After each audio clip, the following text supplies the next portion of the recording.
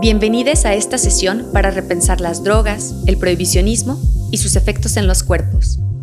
Esto es El After.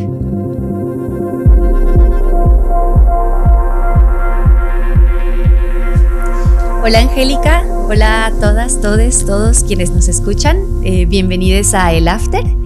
Estoy muy emocionada de tener aquí el día de hoy a Angélica Ospina Escobar. En un momento les contaré un poco más de quién es ella, de su trabajo, pero bueno, yo le contaba a Angélica cuando la contacté que yo sigo su trabajo desde hace tiempo y había tenido ganas de platicar con ella, de entrevistarla. Entonces, bueno, pues para mí es un gusto estar aquí el día de hoy contigo. Bienvenida. Y pues bueno, les platico quién es Angélica. Ella es colombiana, ¿cierto? Colombiana. Colombiana, sí. ¿Hace cuánto vives acá en México? Este año cumplo 22 años. Ah, 22, y todavía mantienes ese acento tan bonito. Ya Muy sé. bien. Qué chido. Bueno, ella es psicóloga, es maestra en demografía y doctora en estudios de población. Es investigadora en el programa de políticas de drogas del Centro de Investigación y Docencia Económicas, el CIDE de Región Centro. También es miembro fundador de la Red Mexicana de Reducción de Daños. Trabaja el tema de reducción de daños en contextos de uso intenso de sustancias inyectables en México desde 2007. Y sus temas de investigación son uso de sustancias psicoactivas, reducción de daños y riesgos, educación sobre drogas en la escuela, género, curso de vida, violencia contra las mujeres y sociología de las emociones. Y pues bueno, es un gusto tenerte acá. Bienvenida, Angélica. Muchas gracias, Mariana, por la invitación a este podcast que también sigo y me encantan las conversaciones que se tienen. Entonces, muy honrada. Qué bueno, muchas gracias. Pues bueno, les platico con Angélica. El día de hoy, bueno, su trabajo es muy amplio, como ya ven ahora en su semblanza. Entonces, pues tuvimos que escoger algunos de los temas que íbamos a tocar hoy para no extendernos por horas y horas. Entonces, lo que hoy a mí me interesaba más platicar, bueno, son dos cosas, ¿no? Por un lado, hablar sobre patrones de consumo, ¿no? Es decir, cómo nos relacionamos con las sustancias, pero también cómo creemos que nos relacionamos, ¿no? Cómo nos han educado para pensar que nos relacionamos con las sustancias. Y bueno, a partir de eso, el trabajo que ella ha desarrollado con adolescencias, con juventudes, en escuelas sobre todo, es algo que también me interesaba mucho platicar, pero también pues quisiera resaltar que ella tiene un trabajo muy amplio con mujeres y también con una perspectiva de género en masculinidades que usan drogas, ¿no? En hombres que usan drogas. Me interesaba mucho que tenga esta perspectiva de género también para abordar cuando son los hombres quienes usan drogas, ¿no? No solo las mujeres. Y pues bueno, dentro, como saben, nosotras compartimos con ustedes, con quienes nos escuchan, un hilo a través de Twitter en donde compartimos enlaces y pues por ahí les podremos pasar algunas lecturas del trabajo que Angélica ha realizado para que ustedes también puedan explorarlo más, sobre todo lo que no vamos a abordar hoy, pero bueno, también lo que comentaremos hoy. Entonces, bueno, Angélica, me gustaría empezar porque nos expliques qué son esto de los patrones de consumo, cuáles son, ¿no? Y también cómo, bueno, si quieres empecemos por ahí. ¿Cuáles son los patrones de consumo? ¿Qué es esto? Bueno, entonces lo primero es decir que no todo uso es abuso, ¿no? Entonces, el régimen de prohibición, ¿no? Nos ha enseñado, nos ha aleccionado más bien, ¿no? Que si consumimos alguna sustancia ilegalizada, ¿no? Quizás la marihuana no tanto porque ya ha habido como un cambio cultural, ¿no? Pero si pensamos en cualquier otra sustancia legalizada, el primer uso ya nos engancha, como dice la propaganda de Conadic, sí. ¿No? Y resulta que no es cierto, ¿no? Digamos, existe como una trayectoria, ¿no? Como unos caminos que se van construyendo a lo largo de la biografía de todas nosotras como personas. Y entonces tenemos, por ejemplo, una primera forma de uso que es el uso experimental, ¿no? Digamos que es cuando alguien te ofrece una sustancia legal o ilegalizada, ¿no? Entonces, alcohol, ¿no? Por ejemplo, si pensamos en el alcohol, casi siempre nuestro uso experimental pues es en la casa, ¿no? Porque es donde están las botellas o a veces un familiar, ¿no? El tío buena onda o el primo más grande nos da como un alcohol, ¿no? Y tomamos. Eso no significa que la primera vez que tomamos una copa eso ya nos hace alcohólicos, digamos, ¿no? Claro. Entonces, esa es la primera, ¿no? Cuando yo pruebo la sustancia. Y la puedo probar por muchas circunstancias, ¿no? Por curiosidad, por presión de grupo, por algunas expectativas que tengo por lo que me han dicho de esa sustancia, ¿no? Bueno, cuando yo empiezo a usar, digamos, la sustancia, la sigo usando, digamos, ¿no? Entonces, puede ser que la use socialmente, por ejemplo, a mí me pasa con el cigarro, ¿no? Entonces, que veo a alguien fumando cigarro y me dan ganas de fumar, ¿no? Entonces uno dice, bueno, es uso social, porque por fuera de ese contexto, ¿no? Pues no se me antoja, no compro los cigarros, no existen para mí, digamos, ¿no? Pero en la fiesta fuma alguien y tal. Pasa con el alcohol y pasa con otras sustancias, ¿no? Entonces decimos que, pues, es un uso social. Otra forma, otro patrón, digamos, o dinámica de consumo, es el uso habitual.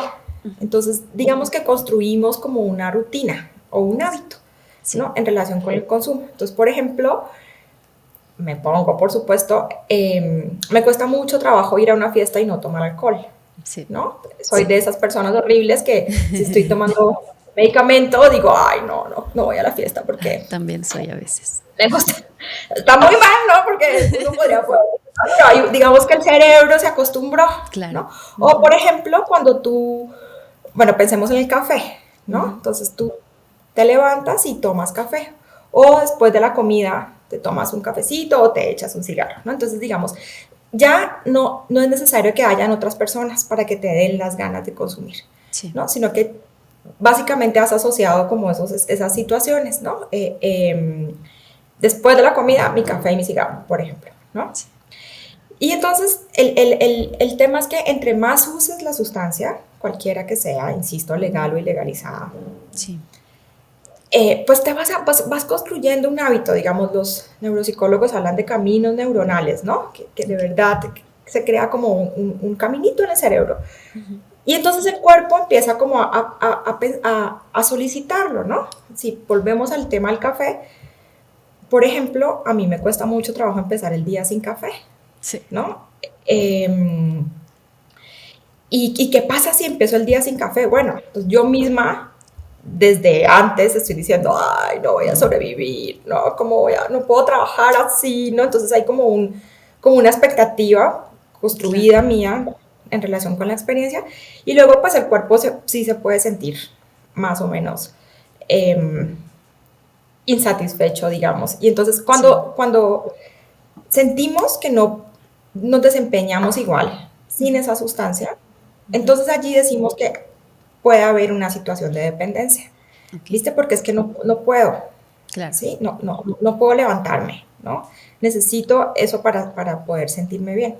Entonces, ¿cómo te das cuenta? Ahora, no es, aunque lo he descrito de manera lineal, no es una situación lineal, ¿no? Y tú puedes tener diferentes patrones con diferentes sustancias, ¿no? Entonces yo, por ejemplo, les hablé de mi relación con el alcohol, con el cigarro, con el café, ¿no? Y quizás con cada sustancia tengo como un patrón distinto.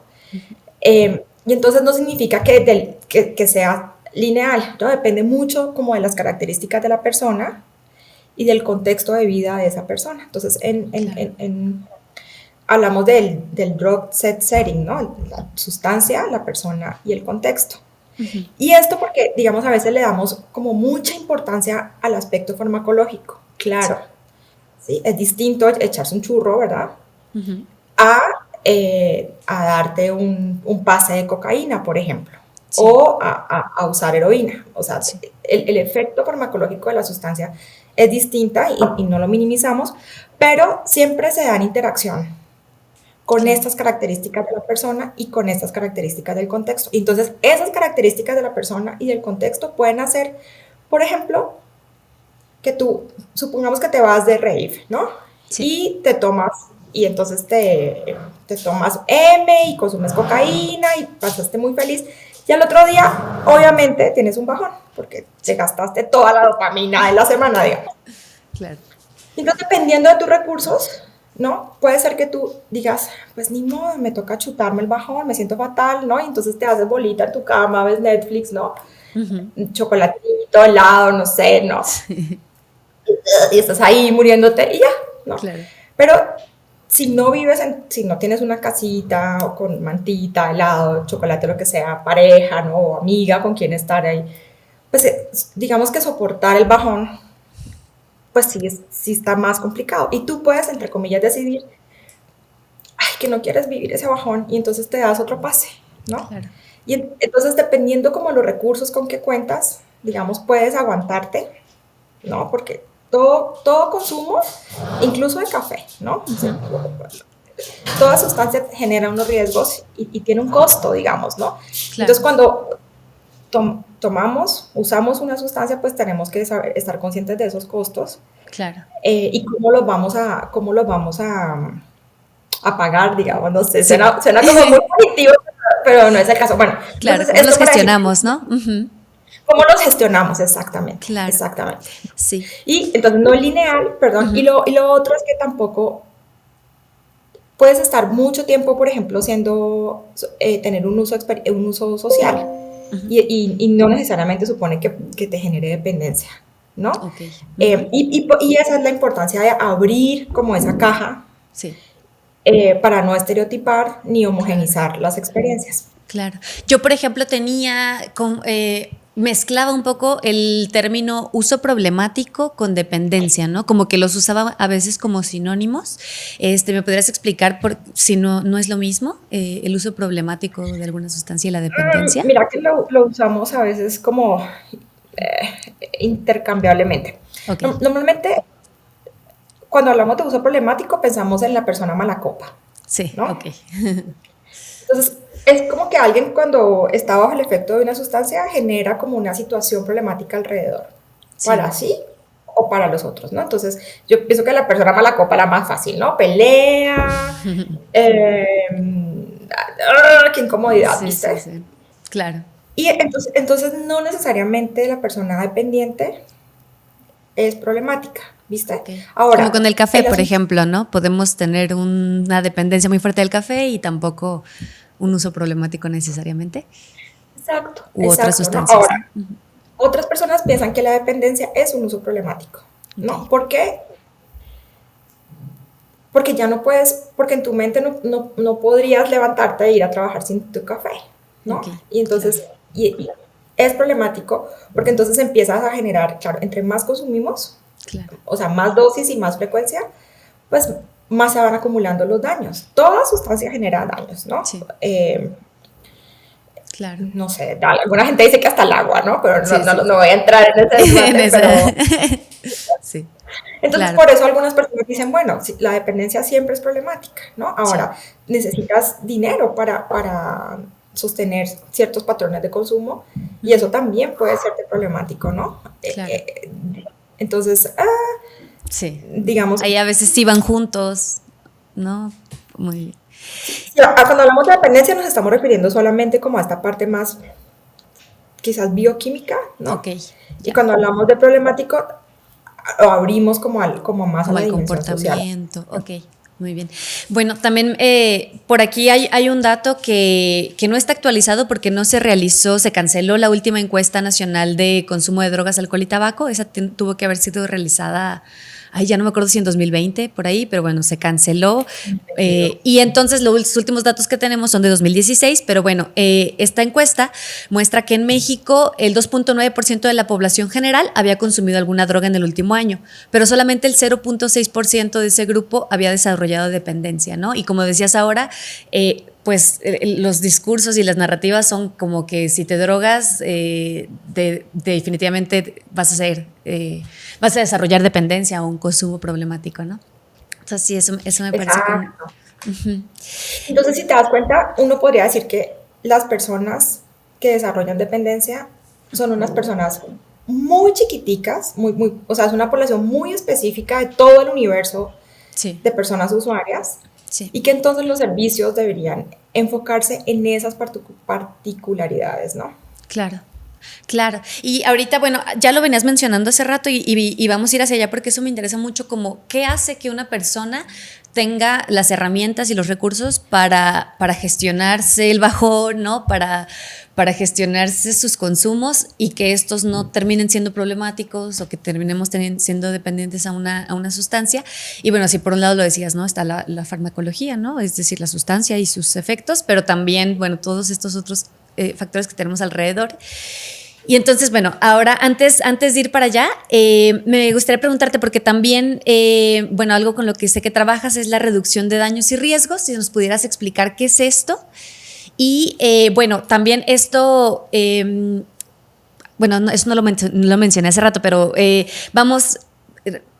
Angélica, junto con unas compañeras, trabajaron un cuadernillo de apoyo para adolescentes y para estudiantes, ¿no? Es para personas que trabajan con adolescentes y estudiantes en escuelas, en contextos escolares.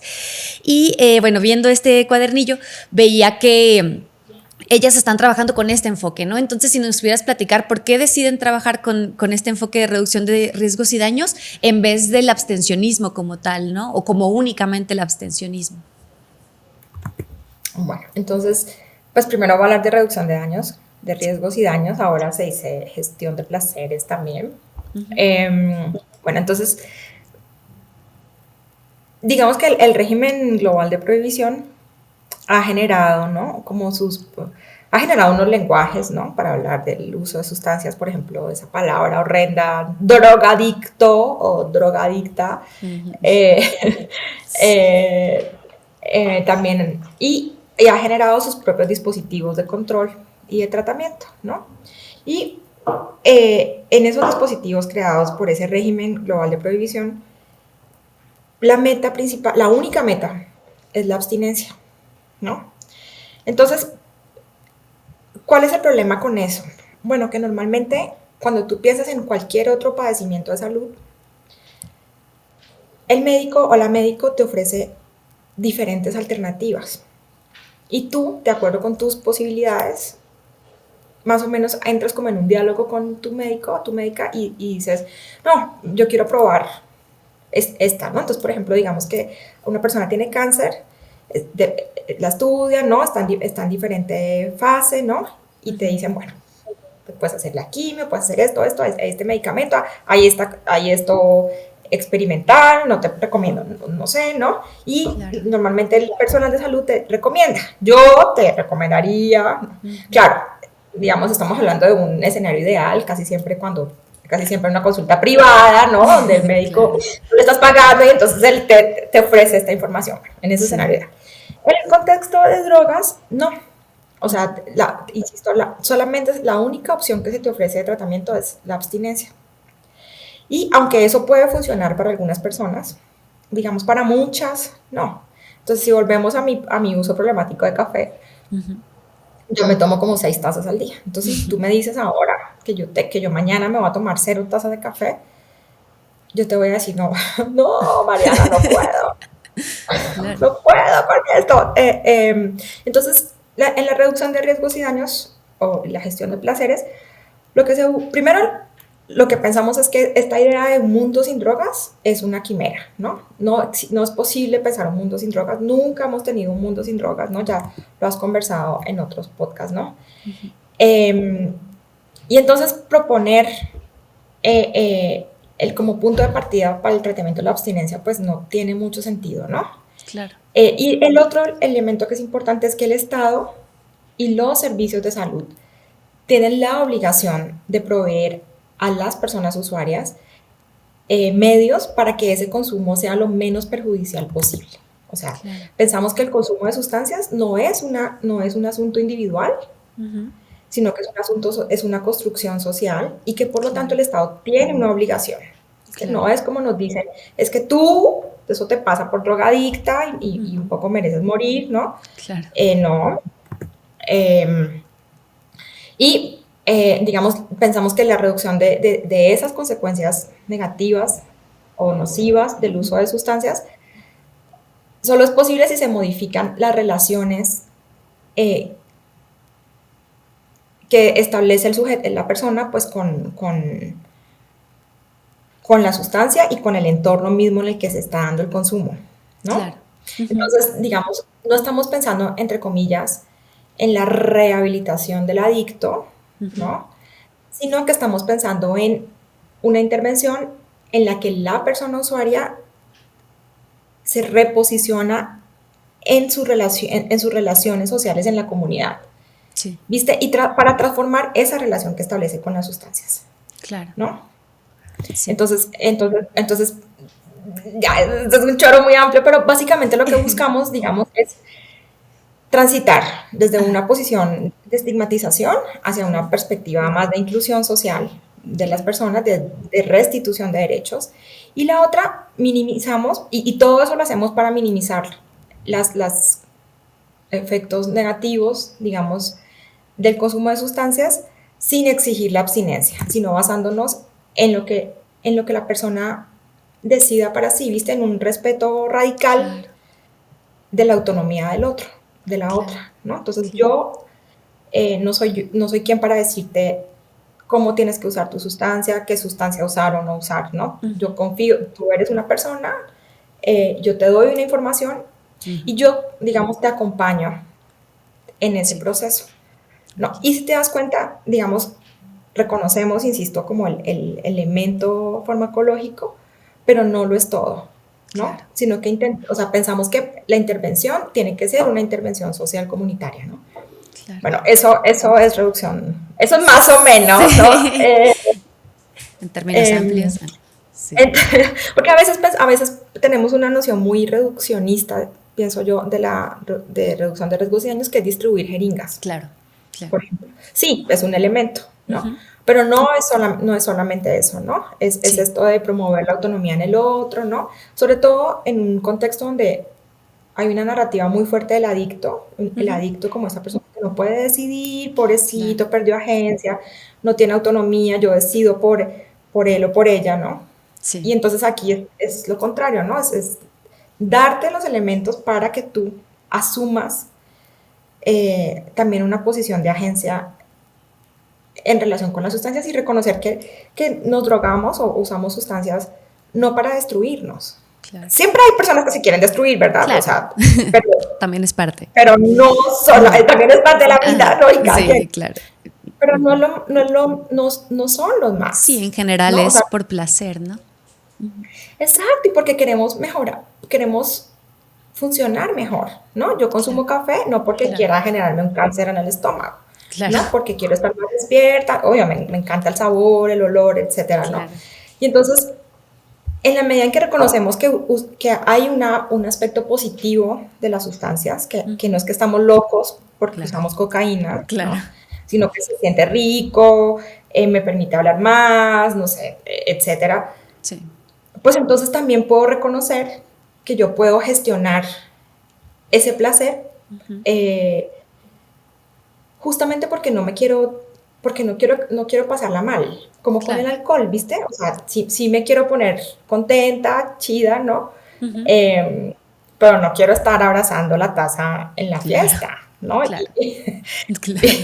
O chocar, ¿no? Como esto, O como chocar. ver reducción de riesgos, como el no manejar, ¿no? O como estas cosas. Exacto, Sí, exacto. ¿No? Esa, por ejemplo, es un ejemplo muy bonito, perdón, de reducción de riesgos y daños. Entonces, siempre que nos subimos a un coche, está el peligro de chocar. Siempre. sí, Una política prohibicionista, digamos, sería, está prohibido el coche. claro, Está prohibido porque el coche mata. Y claro. sí, Sucede. pero como es verdad, ¿no? Los coches matan, sí. Pero entonces tenemos el cinturón, ¿no? Y entonces Claro, la probabilidad de morir se reduce muchísimo, claro. ¿no? La Entonces, regulación de la velocidad, ¿no? En es el carreteras. Sí, alcoholímetro y un montón de otros elementos, ¿no? Los claro. coches cada vez son más seguros, ¿viste? O sea, pasan por pruebas. Entonces, lo mismo podríamos pensar Sí, con las sustancias. El asunto es que este régimen global de prohibición y después, digamos, la guerra contra las drogas nos hace como claro, imposible pensar claro. otra relación, otras formas de regular que no sea prohibir, ¿no? Claro, sí. Pues este ejemplo del carro justamente me lo hizo Inés Mejía, tu compatriota. Bueno, ella es una mujer que trabaja en reducción de riesgos y daños en Colombia y Y dentro de lo que ella me decía, junto con otras personas que también trabajan en reducción de riesgos y daños, es que también esto, en términos de salud pública, es como una forma de prevención de que justamente las personas no desarrollen un consumo problemático o una dependencia, ¿no? Y decían que incluso esto puede servir, o sea, esto beneficia a la sociedad en general en términos de pues económicos como de gasto público en salud, porque previenes en vez de atender el problema como tal. Cuando se convierte en un problema, previenes y atiendes un servicio, ¿no? Más como un servicio de información, de esto, decíamos, desde dar agua, no sé, hay como un montón de estas herramientas, ¿no? Exacto, y siento que eso también es otro elemento como muy importante de la reducción de riesgos y daños o de la perspectiva, y es luchar contra el estigma. Entonces, cuando tú tienes un comportamiento que es estigmatizado, sí, sí. pues te genera mucha vergüenza y tú no vas a reconocer eso. Entonces, por ejemplo, yo uso cristal, ¿no? Pero yo no lo voy a decir porque ya sé, no soy tonta, ¿no? Sé todo lo que la gente piensa del cristal y las personas que usan cristal. Entonces yo lo uso con las personas que usan, ¿no? Claro. O sola en mi casa. Y entonces, digamos, ese aislamiento, esa distancia de los servicios de salud genera justamente lo que estás planteando, ¿no? Que ya cuando de repente me doy cuenta que no puedo controlar el consumo, bueno, ya ha pasado un montón de tiempo. Claro. ¿No? O, por ejemplo, con los usuarios que se inyectan, sí. Les da mucho miedo ir al servicio de salud. Y entonces tienen un absceso y ese absceso se va volviendo una cosa horrible. O sea, va creciendo y les duele, pero dicen, pero es que ir al servicio de salud, el médico me maltrata, me regaña, no me dejan entrar, la. Y finalmente cuando van, bueno, estoy siendo trágica, ¿no? Pero ya no hay nada que hacer, hay que cortar, porque ya se engangrenó, y eso es justamente lo que no queremos, ¿no? Claro. Digamos, quitando el tabú sobre las sustancias, reconociéndonos a todos como usuarios y usuarias, pues podemos justo prevenir, ¿no? Y podemos decir, bueno, ¿cuáles son las dudas que tienes? Oye, Mariana, la vez pasada te vi como que estuviste mucho tiempo en el baño. Y ahora también te veo como igual, ¿no? Digamos que te está pasando algo, te puedo apoyar en algo, bueno, no así tan intrusivo, pero un poco poder hablar, ¿no? Claro. Sí, ahorita me acabas de responder como una pregunta que te quería hacer justamente, ¿no? Como la relación entre el estigma y el consumo problemático. Y bueno, ahora ya lo decías también como esta relación no solo como que lo genere, sino que también el estigma hace que cuando alguien ya tiene consumo problemático le sea muy difícil acercarse a pedir ayuda profesional o ayuda incluso entre sus familiares, amistades. Pero también te quería preguntar, pues, también como esa relación entre el estigma y pues como el malestar psicoemocional, ¿no? Que una persona sienta ansiedad, depresión, y que esto también pues se entrelaza con el consumo, ¿no? Viendo el consumo, o sea, con el consumo problemático, perdón, ¿no? Es decir, si una persona pues como que está siendo estigmatizada, criminalizada, ¿no? Y lo que tú estás haciendo estás mal, le estás haciendo daño a tu familia, pero igual quieres seguir consumiendo. Es muy difícil que entonces esa persona tenga un consumo saludable, ¿no? No sé, tú, esa es pregunta, pues, más bien, dime tú cómo lo ves. Pues, mira, entonces, ahí yo pienso que entran varios elementos. Uno es esta idea de que, entre comillas, la adicción, ¿no? Es una falla del carácter, ¿no? Entonces tú desarrollaste dependencia porque no le echas ganas. Échale ganas y vas a dejarlo, ¿no? Te falta voluntad. Claro. O eres una irresponsable, sinvergüenza, que solo estás pensando en la fiesta. Y bueno, todo es individual, ¿no? Claro. Y no se reconoce, digamos, que hay unas condiciones estructurales que hacen que unas personas pues estén más proclives a desarrollar dependencia. Ahora, no es tan simple como que la gente pobre tiene más dependencia, porque no es así. Sí. Pero, digamos, entonces decíamos hace un ratito que usamos sustancias por el placer, porque queremos sentirnos bien o desempeñarnos mejor en las actividades cotidianas. Sí. Entonces, entre más recursos tenemos más fuentes de placer, ¿no? Entonces, por ejemplo, sí, a mí me gusta la cocaína, ¿no? Pero también tengo mi familia, que amo mucho y me aman, también tengo mi trabajo, mi grupo de amigas, voy al gimnasio, no sé, ¿no? Estoy Sí, pensando como, entonces, la cocaína es una más, no es la claro, única, ¿no? O claro. el cristal, si quieres, para no ser tan fresa, ¿no? Em, pero, entonces, el problema es cuando esas fuentes de placer son, hay menos fuentes de placer, ¿viste? Entonces yo, por ejemplo, Claro. esto es una cosa simple pero real. Mi casa es linda, ¿no? Yo tengo un cuarto para mí sola, Sí. ¿no? Me siento a gusto en mi escuela o en mi lugar de trabajo, ¿no? Etcétera. Entonces, Ujú. todos esos elementos me dan placer, ¿no? Entonces, ahora piensa en un entorno, digamos, bastante pauperizado, ¿no? Claro. Donde yo todo el tiempo me tengo que estar defendiendo, ¿no? Estoy como alerta, eh, y constantemente estoy recibiendo retroalimentación negativa, ¿no? Ay, Angélica, no hiciste esto bien, otra vez estás...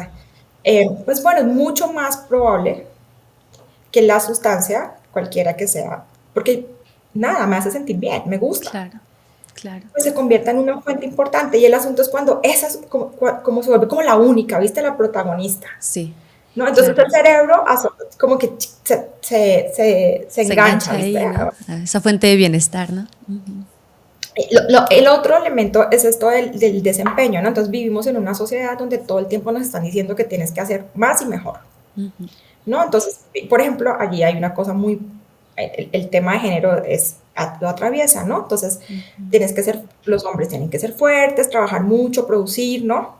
Y por ejemplo, vemos en ciertos sectores, digamos que el consumo de sustancias favorece ese desempeño, ¿no? Por ejemplo, el Claro. cristal y los albañiles, ¿no? Claro.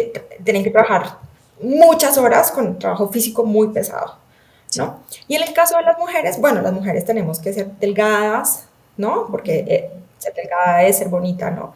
Claro. Y además, nada, tenemos que hacer el trabajo doméstico y trabajar afuera. Y el cristal es perfecto para eso, el cristal. Te vas a estar delgada, Sí. limpias muy bien todo, Sí. como todo de Duracell que dice el rey, no me acuerdo. Sí. Eh, y, y también trabajar y cuidar tus hijos y todo, ¿no? Entonces, lo interesante, digamos, es que cuando estás desempeñándote adecuadamente, Ujú. no hay un cuestionamiento del Claro. uso de sustancias. Claro. El cuestionamiento viene cuando ya no logras desempeñarte bien, ¿viste? Ujú. Y entonces Sí. ahí sí, ¿por qué? Porque nada, porque tú tienes que producir, producir, producir, producir. Y cuando lo dejas, entonces allí es cuando la sociedad empieza a decir, estás teniendo un consumo problemático. Claro. Nunca antes, ¿no? Entonces, esto lo digo por el tema del estigma, ¿no? Ujú. Entonces, es el estigma por no desempeñarte adecuadamente, por no ser lo que se espera de ti. Y Sí. ese desempeño es por tu culpa, insisto, es porque no le echaste ganas, ¿no? Y se desconocen como todos, bueno, todos los elementos estructurales que te estaba diciendo, ¿no? Claro. Y lo otro que te iba a decir es bueno, en relación con el estigma también,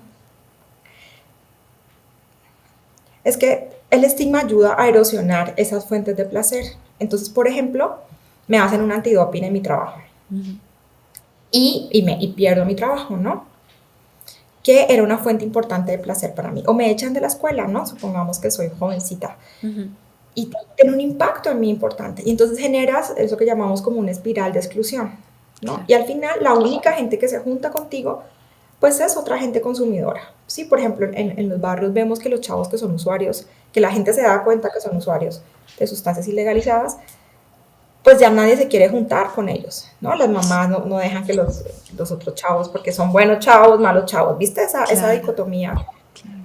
Y entonces se vuelve una profecía autocumplida, porque efectivamente, siempre lo digo, ¿no? Pues hay grupos criminales que sí tienen los brazos abiertos, sobre todo para que estos jóvenes entren, ¿no? Entonces les dice, ay, sí, esta gente te estigmatiza, nosotros aquí sí te queremos, ven, bienvenida, bienvenido Claro. hasta a tu nueva familia, ¿no? Claro. Y eso es lo que hacemos. Entonces luego decimos, es que las personas usuarias, decimos, los adictos son criminales. Sí. Y luego lo compruebas. Bueno, digamos como sociedad, efectivamente generamos ese camino para que las personas usuarias tengan muy pocas posibilidades de encontrar trabajo, de socializar, ¿no? Y entre menos recursos económicos tienes, Claro. más devastador es el consumo por eso, porque, por ejemplo, no tienes una sala donde fumar, ¿no? Ujú. O tu cuarto, sí. Estás Sí. en tu cuarto sola, consumes nadie se da cuenta, ¿no? Y si sucede algo, bueno, lo manejas en tu casa, pero si estás consumiendo en la calle, primero, obviamente los vecinos se dan cuenta, luego te puede estar la policía, ¿viste? Están los grupos criminales también. Entonces, como que hay muchos más riesgos en ese consumo, no necesariamente asociado a la sustancia, Sí. ¿no? Sino justamente por el contexto en el que estás consumiendo y con quién estás consumiendo, ¿no? Claro. Sí, me gusta mucho esta relación que haces como entre la salud mental y el consumo de sustancias, ¿no? Sobre todo cuando tiene cuando llega a este punto problemático y que pasa mucho también con la salud mental, ¿no? Que si estás deprimida es porque no le estás echando ganas, ¿no? Etcétera. Y eso pasa un montón y es como eso, o sea, verlo de forma muy individual, ¿no? Como cuando alguien tiene un problema.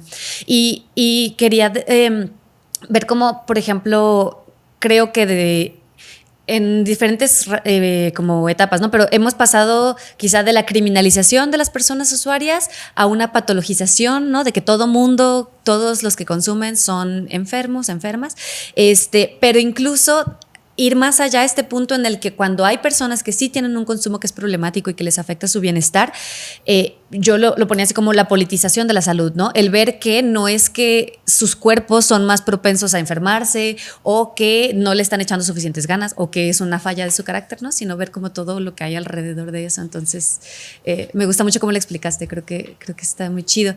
Y bueno, ahora que estabas hablando, por ejemplo, de esto que veían con les jóvenes me imagino que en Aguascalientes, pues te quería preguntar sobre el cuadernillo de apoyo para jóvenes que hicieron.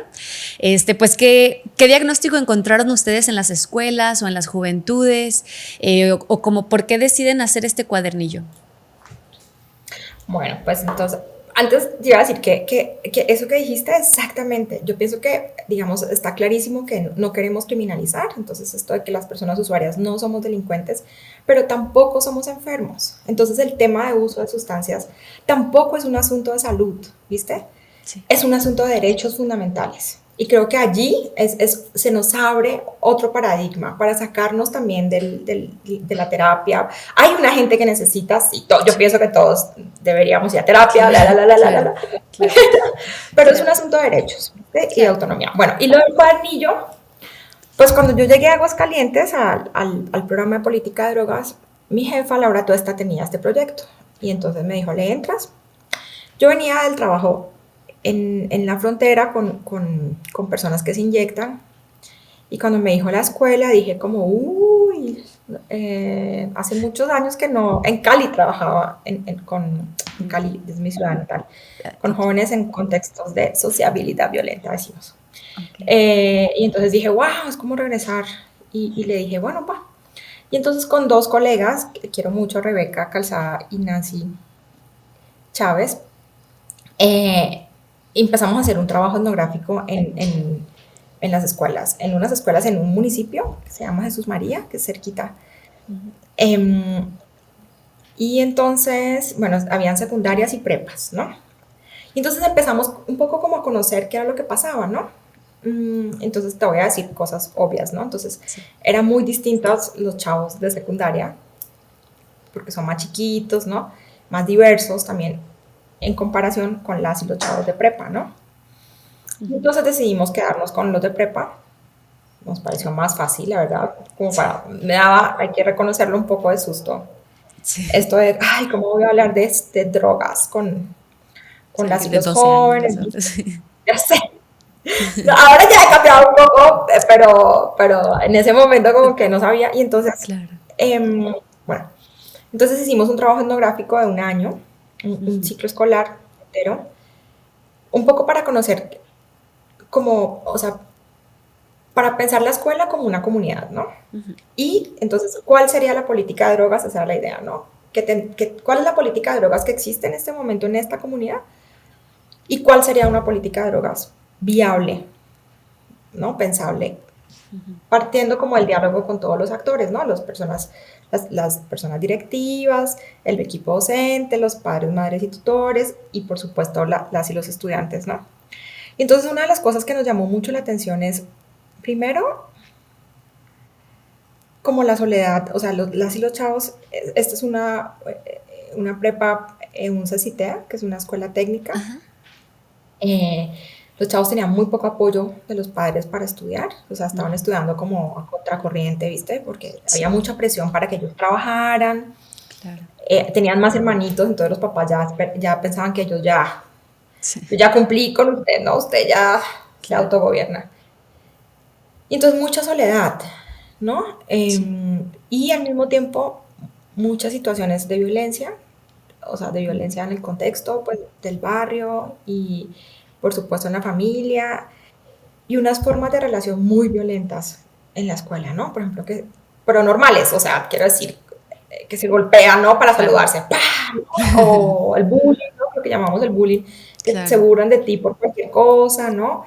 Sí, Eh, y aunque los chavos como o sea, aparentemente como que jajaja y tal, lo que sí veíamos era que cuando platicábamos en privado, o sea, en privado quiero decir en el recreo, ¿no? O sea, no era que tuviéramos un consultorio, pues sí nos dábamos cuenta que, bueno, estos todo el tiempo se están burlando de mí porque estoy flaca, o se están burlando de mí por gorda, o se están sí, burlando de mí porque me veo muy ñoña, o sí, porque me veo muy puta, ¿no? No sé, o sea, por cualquier, o sea, por cualquier sí, cosa, ¿no? Y entonces no era como tan chido, ¿viste? Porque claro. tú veías, insisto, que sobrevivían, ¿no? O sea, entonces respondían y se reían y jajaja, jijiji, y ya, ¿no?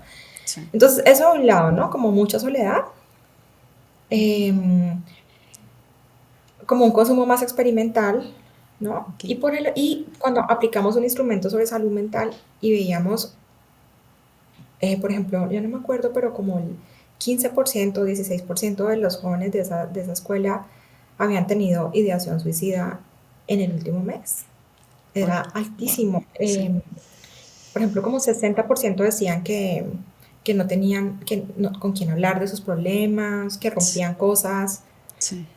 bueno, y así, ¿no? Y entonces, eso del lado de los jóvenes.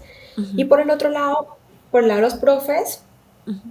pues son profesionistas, ¿no? Pero, por ejemplo, todo marihuana, cristal, heroína, era lo mismo, ¿no?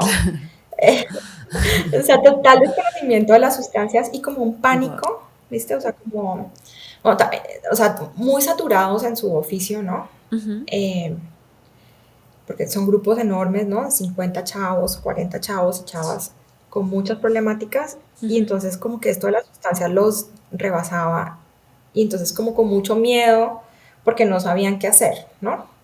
Claro. Y con los papás y las mamás fue muy complicado el acercamiento, no logramos nada porque no iban a la escuela, ¿no? Porque un poco Sí. como que estaba como esta dinámica de que la escuela solo te llama como para ponerte quejas Ujú, sí. y estos ya son grandes y yo tengo otras obligaciones. Era una comunidad como de gente obrera, Ujú, maquiladora, por ejemplo, entonces muy ocupados, ¿no? claro. Entonces ese fue como el diagnóstico y decidimos, bueno, y también mucho chisme, ¿no? Entonces, uy, Mariana en la fiesta Ujú, estaba usando clonas, ¿no? sí. Es una drogadicta. Y entonces todo el mundo, y ya sabes, o sea, nadie vio a Mariana, ¿no? Ni nada, Ujú. pero entonces todo el mundo empieza a decir, y los profes un poco también empiezan a relacionarse con Mariana a partir de ese estigma, ¿no? Y entonces Órale. cuando uno le preguntaba al profe, bueno, pero ¿qué viste en ella? Ujú. No, pues olía como raro.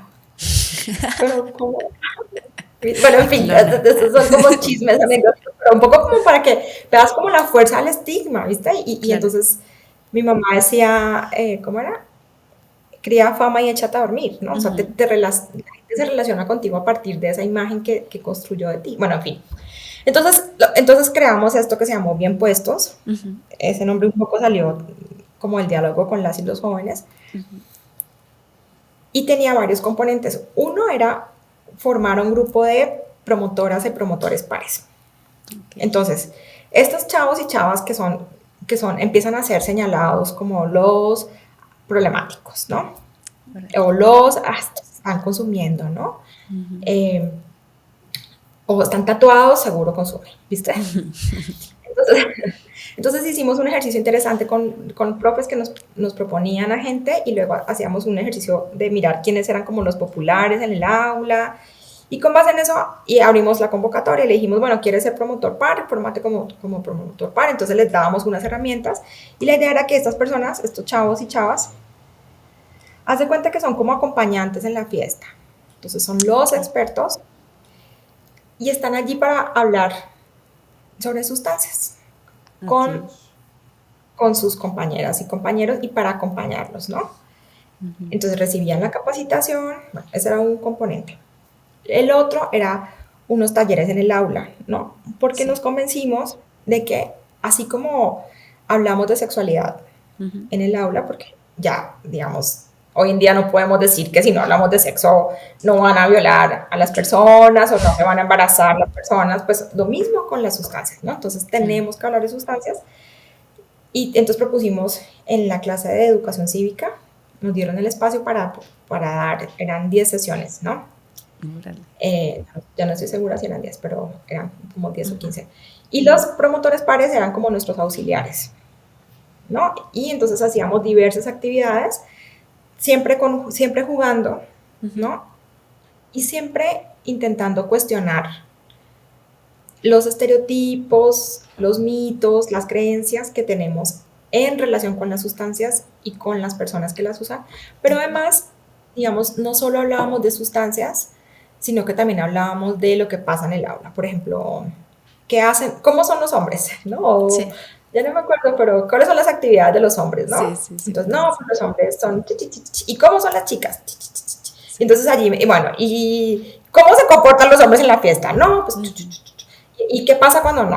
Ujú. ¿No? Y entonces allí empezábamos a poner, como ya estuvimos tanto tiempo, pues más o menos sabíamos las dinámicas de la fiesta y entonces nos ayudó mucho para traer los ejemplos con los que ellos se vieran como más identificados, ¿no?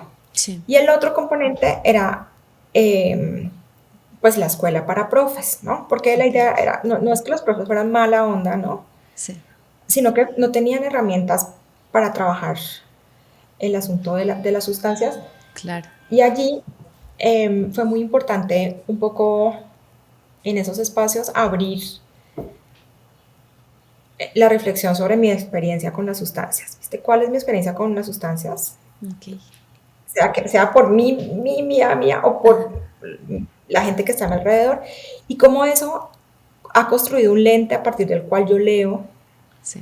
la situación que están viviendo las y los chavos, que no necesariamente es la situación de las y los chavos, es más bien mi construcción. Y entonces fue muy bonito Ujú. porque empezamos con unos profes un poco tensos, viste, es una escuela pública, Claro. los obligaron un poco a estar ahí, ¿no? Con mucho temor, obviamente, porque viste que como hablar con tus colegas profes de que, sí, yo uso marihuana y yo no sé qué. Claro. Pues no, súper tensos al principio y luego se fueron relajando y fueron contando experiencias. Entonces, eso Órale. también me pareció muy bonito, ¿no? O sea, Sí, como claro. reconocer. Sí, que los profes también pueden ser usuarios, ¿no? No, Supongo. y que bueno, han tenido experiencias, por ejemplo, algunos con el peyote, ¿no? Con jicuri, y cómo eso no Órale. los hizo nunca dependientes Claro. al jicuri, ¿no? O sea, Claro. eh, y bueno, y luego pensar esto de, bueno, ¿cómo sería una política de drogas? Por ejemplo, aquí en Aguascalientes tienen esto de operativo Mochila Segura, Ujú. Sí. que es un asunto bastante punitivo, ¿no? De ahí como una revisión de las mochilas, y resulta que entonces si te encuentran alguna sustancia ilegalizada, Ujú.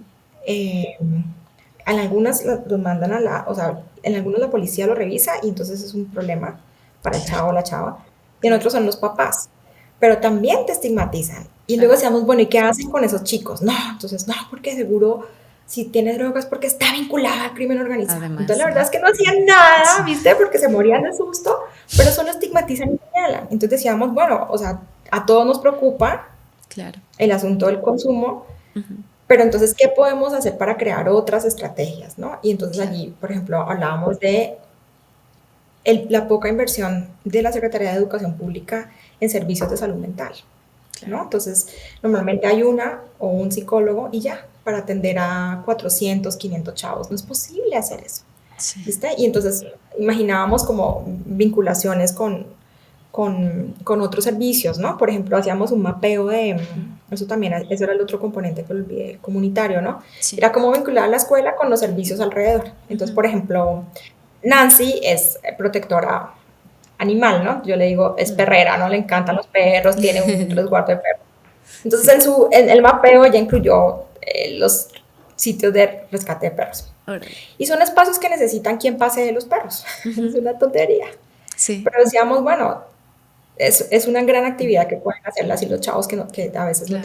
no encuentran nada que hacer en la tarde, ¿viste? Sí. Y se vinculan con la organización. Entonces, otra vez, digamos, era pensar la escuela como comunidad, pero también inmersa en una comunidad más amplia que es el barrio, Sí. por ejemplo, y cómo podemos intercambiar apoyos Ujú. para que las y los chavos no estén solos, ¿no? Y esa Claro. era un poco la propuesta de Bien Puestos. Viste que es resignificar el papel de los chavos que están, que decimos, problemáticos, ¿no? Ujú. Eh, Les das un lugar importante de estatus porque todos queremos ser valorados, ¿viste? Claro. Claro. Cuando tú me dijiste, ay, te invito a mi programa, a mi podcast, pues yo me sentí fantástica, ¿viste? Me sentí muy importante y nos pasa a todos, todos Claro. queremos eso, todos Claro. queremos que nos inviten a cosas. Eh, Claro. Hay eh, que hacer muchos y entonces podcasts para los jóvenes. hay que abrir espacios para que los y las chavas puedan expresarse Sí, eh, y tener espacios de estatus y poder, ¿no? claro. Entonces, ya no porque soy eh, malo, ¿no? Adicto, no sé, ¿no? Sino porque tengo unos conocimientos que yo le puedo aportar a mi grupo de amigos. Sí. Algo que me gustaba Por- mucho justo, perdón. no, no, no. Justo esto que decías ahora, ¿no? Al final del cuadernillo vienen como varias instituciones y espacios culturales, ¿no? Como a donde los jóvenes pueden ir y como me parece que también estas herramientas son pues de reducción de riesgos y daños, ¿no? Como decías, tener otras fuentes de placer, tener otras fuentes de bienestar, además de las drogas, ¿no? Porque pues esas ahí están y ahí van a estar y ahí van a seguir. Y entonces darles a los jóvenes también como otras opciones. Y bueno, les platico un poco sobre el cuadernillo. También tiene algo que me gustó mucho, es que tiene información sobre sustancias, sobre algunas sustancias. Me imagino que son las que, y también sé como que son las que usan más jóvenes, ¿no? Como clonazepam, marihuana, alcohol, tabaco, cristal, me parece, ¿no? Y viene como qué es la sustancia, cómo te va a hacer sentir, cómo reducir los riesgos. Y se me hacía chido que incluso ponían, ¿no? Como si no la has usado, no la uses, ¿no? O sea, si no la quieres usar, no la uses porque no la tienes que usar, ¿no? Y venía algo que se me hace como muy resaltable del cuadernillo es que dan muchas herramientas pedagógicas también como para quienes no quieren usarlas, ¿no? Y quienes en la adolescencia y en la juventud y en otras etapas de la vida se sienten forzadas quizás a usarlas como por una cuestión de encajar o de masculinidad o de ser el más chido del salón o lo que sea. Y también a veces también la disidencia es realmente no usarlas, ¿no? Entonces sí, eso también me parecía muy chido. No, esto que dices, o sea, cuando hablamos de educación sobre drogas en la escuela, la gente piensa que entonces vamos a llegar al primero de primaria a hablar de heroína. Claro. Estoy Sí, caricaturizando, pero claro. no, o sea, cuando hablamos en esto, hablamos de, bueno, que partimos de ¿cuál es qué piensas de las drogas, ¿no? ¿Qué son Sí, las drogas? sí, Y eso es lo primero, ¿no? La primera discusión. Y entonces decir, bueno, estas son las sustancias, ¿no? ¿Cuáles son las drogas que a ti te preocupan o que están en tu entorno? Y entonces los chicos las listaban, ¿no? Y decían, bueno, ¿y por qué es problemático esto? Entonces, mucho también pues desde el estereotipo. Y entonces era muy interesante porque generamos esa discusión o sea, no imponemos o sea, no estamos adoctrinando a la gente a los chavos y chavas para que usen sustancias, ¿no? claro. Estamos trayendo al aula una preocupación que ellos ya tienen, ellos y ellas, Claro. y que no tienen con quién compartirla, ¿viste? Y entonces, Sí. por ejemplo, nos llamaba mucho la atención que incluso chavos y chavas que están usando experimentalmente alguna sustancia, pues no sabían cuál era el efecto. Sí. Y entonces, por ejemplo, decíamos, es neta, pero ¿cómo no puedes sentir? Bueno, porque hay una desconexión muy fuerte en el cuerpo. O sea, cuando yo te digo, ¿cómo estás hoy, Mariana? Sí. Como que automáticamente decimos, bien, ¿y tú? Y entonces hacíamos este ejercicio, no, en serio, ¿cómo estás? ¿No? Sí. Y cómo, por ejemplo, esto del estado emocional influye en el impacto que va a tener la sustancia en mí. Claro. Entonces, era un poco como decir, bueno, es súper importante que tú te preguntes, ¿cómo estás hoy? Para ir a esa fiesta que tengo, Sí. ¿no? En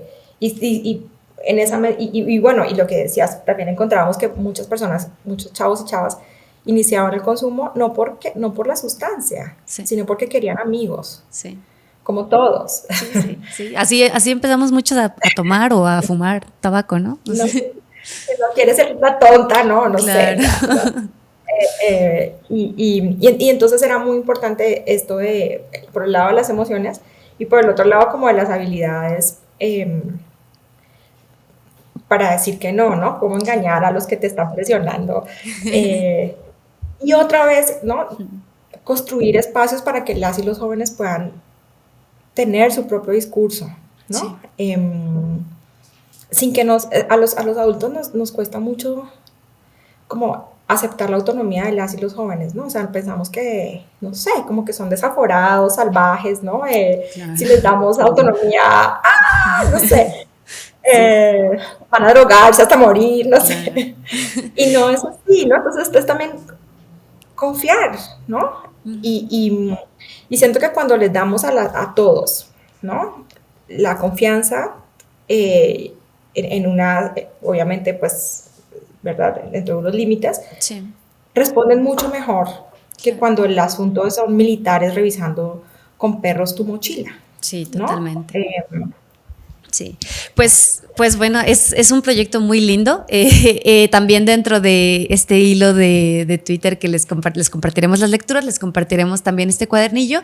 Y si ustedes son profesoras, profesores, o les sirve de alguna forma esto para trabajar con juventudes o para ustedes mismos, es una muy buena herramienta, se las recomiendo, se puede imprimir, está muy bonito además el diseño, entonces, y tiene actividades, entonces es una herramienta pedagógica muy linda.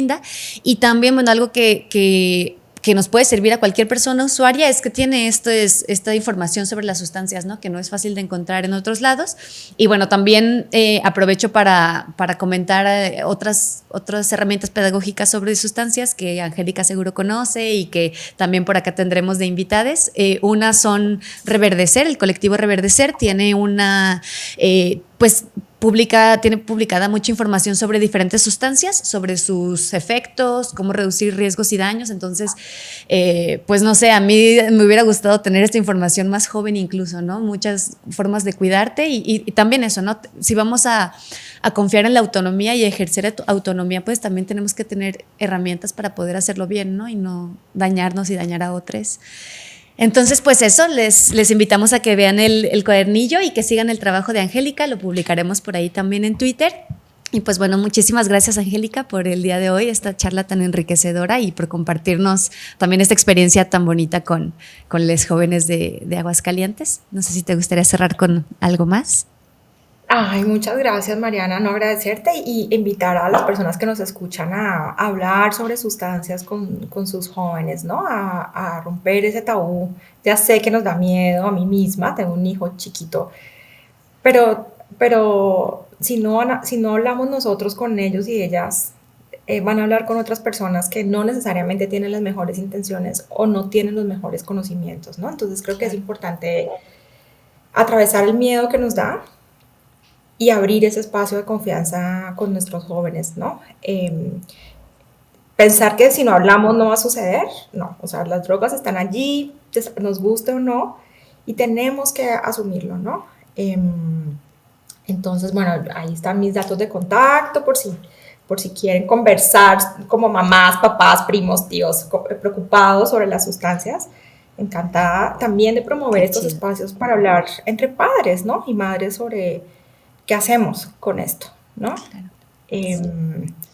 Promoviendo el cuidado colectivo, ¿no? Bueno, ya. Sí, muchas gracias. Perdón por interrumpirte. No, nada, iba a decir que claro, que estaremos compartiendo también tus redes para que pues si alguien se quiere poner en contacto contigo y bueno, seguir aprendiendo más de tu trabajo y conversar, también por ahí quedará.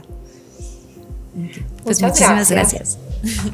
Bueno, pues entonces nos seguimos escuchando y hasta el próximo episodio del After. Gracias. Este programa es producido por Revueltas. La música original es de Hermanito y la investigación la hice yo. Soy Mariana Mora y esto es El After. Suscríbete para escuchar todos los episodios.